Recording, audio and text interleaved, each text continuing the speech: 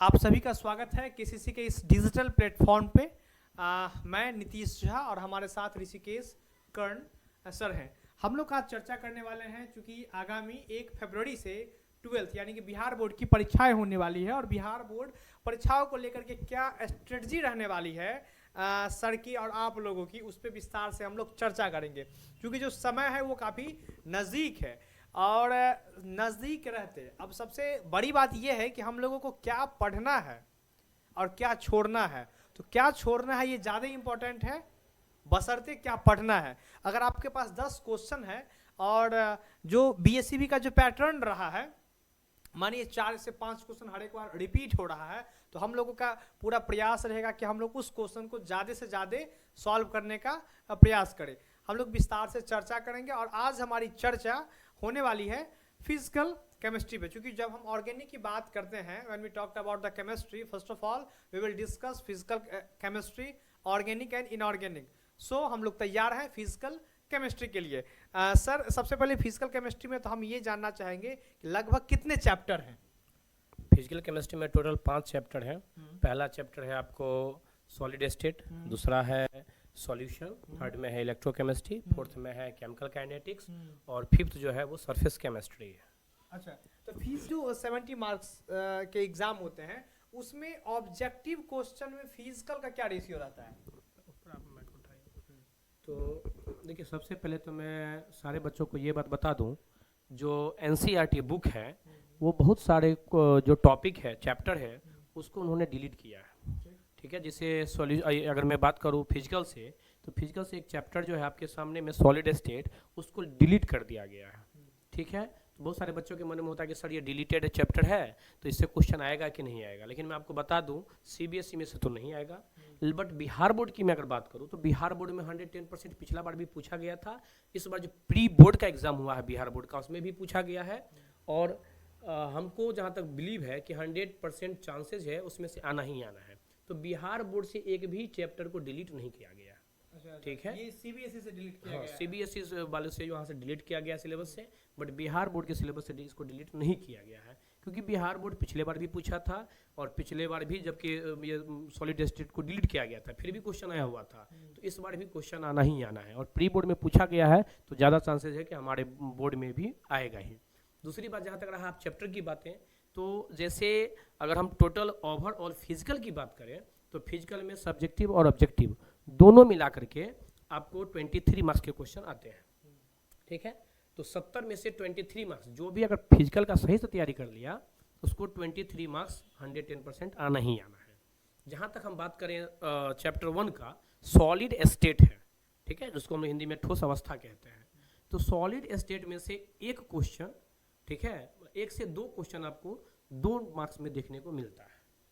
ठीक है, बाद में कि पिछले बार एक न्यूमेरिकल भी आया हुआ था, तो इस तरह से आपको देखने को मिलेगा। जब दूसरा हम बात करें सॉल्यूशन का, तो सॉल्यूशन एक ऐसा चैप्टर है जो वेटेज उसका ज़्यादा है, 5 मार्क्स के क्वेश्चन लगभग उसमें आते हैं। आपको बता दें उसमें से 1 नंबर का 5 नंबर वाला में जो है एक क्वेश्चन आता है, जिसमें से ज़्यादा इंपॉर्टेंट आता है। आपको बता दें सॉल्यूशन चैप्टर्स के अंतर में से एक ऑस्मोटिक प्रेशर आता है, जिसको कैलकुलेट करने के लिए, डिस्क्राइब करने के लिए दिया जाता है। या उसी में आपसे बता दें कि राउल्ट्स लॉ है। ठीक है, राउल्ट्स लॉ में जो है उसमें हम लोग एक पढ़ते हैं कोलिगेटिव प्रॉपर्टीज। उस कोलिगेटिव प्रॉपर्टीज में आपका freezing elevation of freezing point है, ठीक है, sorry elevation of boiling point है, उसका डिप्रेशन ऑफ फ्रीजिंग पॉइंट है, और relative loading of vapour pressure है और ऑस्मोटिक प्रेशर। इस चारों में से जो कोलिगेटिव प्रॉपर्टीज है उसमें से 5 नंबर का क्वेश्चन एक बना करके वो पूछ देता है। बाद में कि हम बता दें 1 से 2 क्वेश्चन आपको, 2 से 3 क्वेश्चन 2 नंबर में आते ही हैं, क्योंकि 20 क्वेश्चन में से आपको 10 क्वेश्चन बनाना है पूरे एग्जाम में। तो अब थोड़ा सा चैप्टर में से जो है 1-2 एक्स्ट्रा करके ही पूछता है। तो ये हो गया आपका सेकंड चैप्टर। मैं अगर थर्ड चैप्टर की बात करूँ, इलेक्ट्रोकेमिस्ट्री है।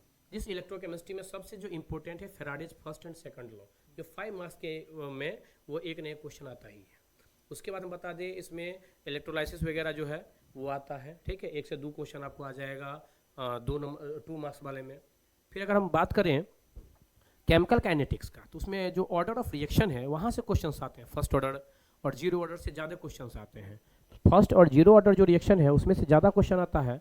और हम आपको बता दें इसमें से फर्स्ट ऑर्डर रिएक्शन में से 5 नंबर का संभावना पॉसिबिलिटी होती है पूछने का, एक न एक क्वेश्चन पूछने का पॉसिबिलिटी होती है। जो फर्स्ट ऑर्डर रिएक्शन है तो वो है क्या, what is first order reaction, उसको हम कैसे डिस्क्राइब करेंगे, उसकी जो व्यंजक होती है वो आपको कैलकुलेट करने के लिए बोल दिया जाता है। नेक्स्ट हम आप आगे चलते हैं, सरफेस केमिस्ट्री की मैं बात करूँ तो सरफेस केमिस्ट्री में कुछ जैसे difference between physical and chemical adsorption, ये मोस्ट 2 मार्क्स में पूछे जाने वाला क्वेश्चन है। उसके बाद हम आपको बता दें जो क्या कहते हैं उसको ब्राउनियन मोशन है, हाँ, उसके बाद आपको बता दें टिंडल इफेक्ट है। तो 2 मार्क्स में से यहाँ सबसे क्वेश्चन जो है आने ही आने हैं, एक न एक क्वेश्चन वहाँ से आता ही आता है। तो 1 से 2 क्वेश्चन हो गया आपको 2 मार्क्स वाले में, और एक क्वेश्चन पॉसिबिलिटी होती है 5 मार्क्स में पूछने का। लेकिन ये जो दो जो चैप्टर मैंने बताया, सॉल्यूशन, इलेक्ट्रोकेमिस्ट्री और ये क्या कहते हैं उसको केमिकल काइनेटिक्स, उसमें से एक न एक क्वेश्चन आपको 5 मार्क्स में देखने को मिलेगा ही। सर एक सर सबसे बड़ी बात ये होती है कि जब फिजिकल केमिस्ट्री की हम लोग बात करते हैं तो उसमें आम तौर पे एक जो धारणा बनी हुई है विद्यार्थियों के बीच में, यह धारणा है कि इसमें मैथमेटिकल टर्म ज़्यादा होते हैं और कैलकुलेशन ज़्यादा से ज़्यादा करना पड़ता है। तो इससे बच्चे कैसे बचे, और जिनका मैथ वीक है, वीक इन द सेंस कि जो बायोलॉजी वाले विद्यार्थी हैं या जो बायोलॉजी ऑप्ट किए हुए हैं, तो इससे कैसे बचे और इस फोबिया से कैसे बाहर निकले। तो सबसे पहले तो बिहार बोर्ड जो है वो अब आपको न्यूमेरिकल वाले क्वेश्चन 1 से 2 क्वेश्चन पूछते हैं। तो बच्चों को ये देखना है कि अगर न्यूमेरिकल, देखिए न्यूमेरिकल हालांकि इजी न्यूमेरिकल है, फिजिकल में जितना न्यूमेरिकल सब इजी न्यूमेरिकल है और पूरा फार्मूला बेस है। अगर उनको न्यूमेरिकल आ रहा है तो हम तो बच्चा से एक ही बात बोलेंगे कि अगर न्यूमेरिकल पूछा गया है, 1 से 2 न्यूमेरिकल आता है, अगर आपसे पूछा गया, अगर आपको आ रहा है तो 110% आप वही क्वेश्चन बनाएं, क्योंकि उसमें आपको मार्क्स कटने की जरूरत नहीं है, मार्क्स कटता भी नहीं है, आपको फुल्ली मार्क्स मिलेगा। मे बी अगर आपको नहीं आ रहा है, यदि आपको नहीं आ रहा है कि हम ये नहीं बना पा रहे हैं, तो आपके लिए एक ऑप्शन है, क्योंकि आप तो बिहार बोर्ड इतना इजी कर दिया है कि आपको 10 क्वेश्चन बनाने हैं और आपको 20 क्वेश्चन दिया हुआ है, तो आप नॉर्मली उसको आप निगलेक्ट करके चलिए। आपको अगर उसके अलावा कोई दूसरा क्वेश्चन आ रहा है, थ्योरी वाले बहुत सारे पोर्शन हैं, उस थ्योरी वाले पोर्शन को आप देख लीजिए, अगर वो आ रहा है पूरा कॉन्फिडेंस के साथ आप उसको बनाइए, सिंपल सी बात है। तो बिहार बोर्ड एग्जाम को इतना ज़्यादा इजी कर दिया, अगर बच्चा थोड़ा सा अगर मेहनत कर ले तो 110% है कि अच्छे मार्क्स के साथ वो पास करेंगे। देखिए सबसे बड़ी बात ये है, चूँकि ये आज हम लोगों का जो चर्चा था वो फिजिकल केमिस्ट्री पे चर्चा था, और इसमें हम आपको इतना ही बताना चाहेंगे कि सबसे पहली बड़ी बात ये हो जाती है, सबसे बड़ी बात इसमें ये हो जाती है कि हम लोग कभी भी भले कितनी भी चर्चा करें, हम लोग कितनी भी चर्चा करें, लेकिन सबसे बड़ी भूमिका जो होती है वो होती है प्रैक्टिस की। और कहावत भी है कि प्रैक्टिस मैन परफेक्ट। आपने विगत महीनों क्या किया, आपने 10th के बाद क्या किया, आपकी 10th के बाद जो आपकी पढ़ाई थी वो आपके गांव से सुदूर, क्योंकि बहुत लोग शहर में आ गए हुए थे, बहुत लोग शहर से कहीं दूर चले गए हुए थे, ये सब बातों को अब भूलना है। और सबसे अब हमें एक ही बात पे कंसंट्रेट होना है कि हमारी एग्ज़ाम जो है वो 1 फरवरी से होने वाली है, और इसको लेकर के ज़्यादा से ज़्यादा प्रैक्टिस करना है। हमारी केसीसी की जो डिजिटल टीम है वो दिन रात आपकी सेवा में लगी रहेगी। अगर आपका कोई डाउट है आप कमेंट सेक्शन में लिखें, आपकी डाउट क्या है, किस टॉपिक पे हम लोग चर्चा करेंगे। क्योंकि हम लोग अभी फिजिकल पे चर्चा करेंगे, उसके बाद ऑर्गेनिक पे आएंगे, उसके बाद फिर इनऑर्गेनिक पे आएंगे, उसके बाद हम लोग कुछ क्वेश्चंस को देखेंगे, कुछ टॉपिक को देखेंगे। तो आपका क्या डाउट है, आपके साथ क्या समस्या आ रही है, इस पे आप अगर हमारे कमेंट सेक्शन में आप लिखेंगे तो हमारी टीम को पता चलेगा, और हम लोग अगले वीडियो में इस पर विस्तार से चर्चा करेंगे।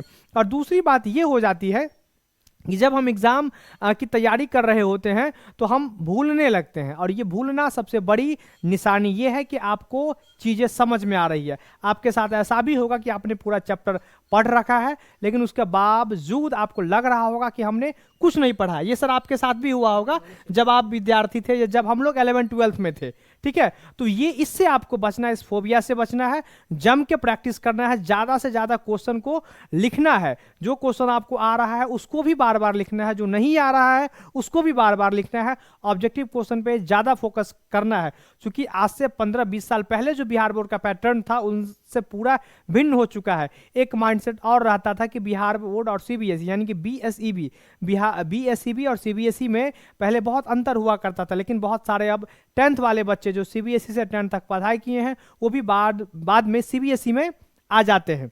इसीलिए चूंकि नंबर इसमें भी अब अच्छा आने लगा है, आपके पास बहुत सारा क्वेश्चन रहता है। आप अगर मन से पढ़ के जाते हैं तो जो अगर आपके पास ऑप्शन रहता है, आप ऑप्शन वाले क्वेश्चन को भी बना सकते हैं। तो दो बातें आप लोग ध्यान रखिए, एक प्रैक्टिस और दूसरा जितना ज़्यादा से ज़्यादा हो सके उसको कॉपी पे नोट डाउन करना है। उसमें अगर आपको कोई कठिनाई आ रही है तो आप हमारी इस डिजिटल प्लेटफॉर्म के साथ जुड़े, हमारी टीम आपकी मदद करेगी, वो भी बिल्कुल निःशुल्क। तो आज का ये जो वीडियो सेशन था इसे हम लोग यहीं पे समाप्त करते हैं। इस वीडियो सेशन में हमारे साथ ऋषिकेश कर्ण, केमिस्ट्री के जाने माने शिक्षक, और मैं नीतीश झा। आप सभी विद्यार्थियों को फिर से बेस्ट ऑफ लक कहूँगा। फरवरी में जो एग्जाम है, लेकिन जम के पढ़िए। Good bye.